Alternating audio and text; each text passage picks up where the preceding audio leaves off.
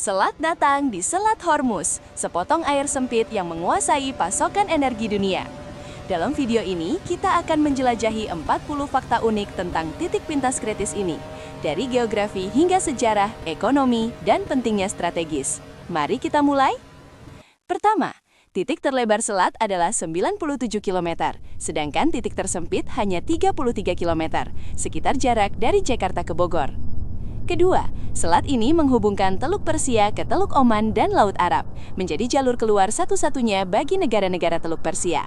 Ketiga, kedalaman rata-rata selat adalah 50 meter, dengan titik terdalam 210 meter dan terdangkal 21 meter. Keempat, selat berbatasan dengan 3 negara, Iran di sebelah utara, Oman semenanjung Musandam di selatan, dan UAE di sebelah barat. Kelima, bentuk selat terbentuk karena aktivitas tektonik lempeng Arab dan Eurasia yang bertabrakan. Keenam, berisi beberapa pulau kecil antara lain Pulau Hormuz Iran dan Pulau Qashem Iran, pulau terbesar di Teluk Persia. Ketujuh, nama Hormuz berasal dari Pulau Hormuz, yang pernah menjadi pusat perdagangan dunia pada abad pertengahan.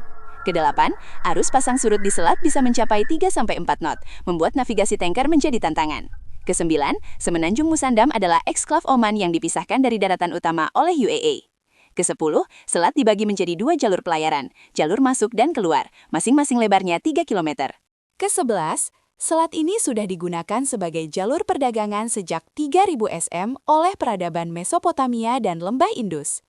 Kedua-belas, pada masa Kekaisaran Persia Achaemenid 550-330 SM, selat dikendalikan sebagai jalur perdagangan utama.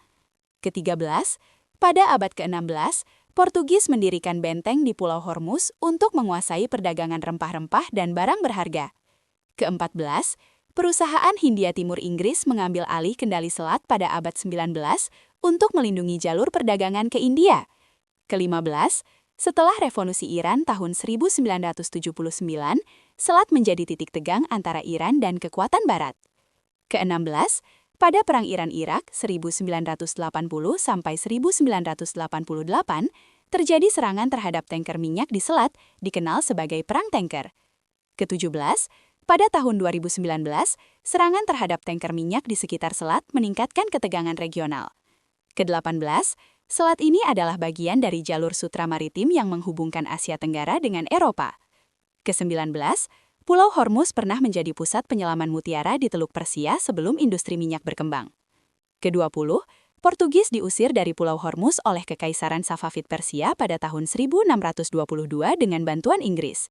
Ke-21, selat ini menyalurkan 20-30% pasokan minyak dunia, sekitar 17 juta barel per hari.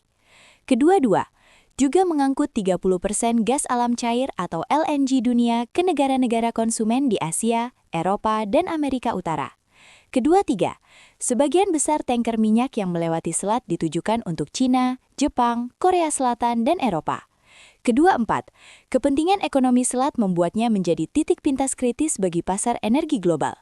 Ke-25, penutupan selat bisa menyebabkan harga minyak dunia melonjak 50-100% dalam waktu singkat.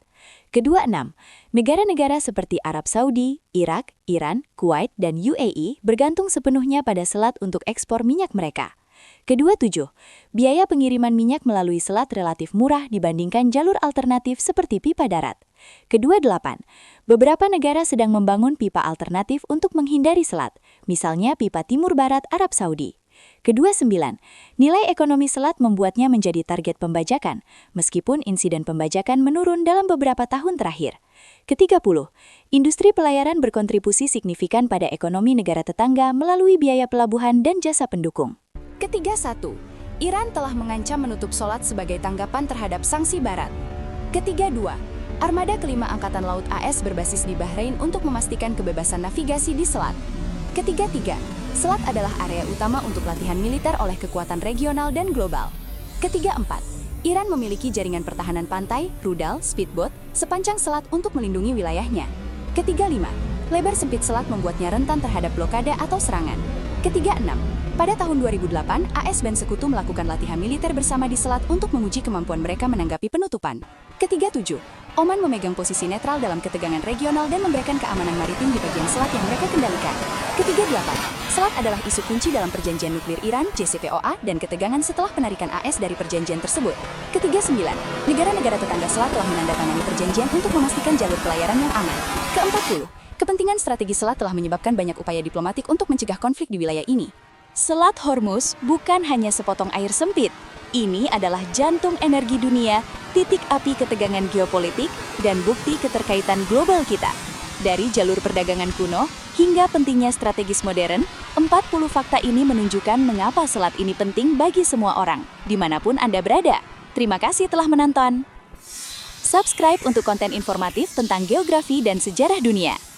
Follow kami untuk update terbaru.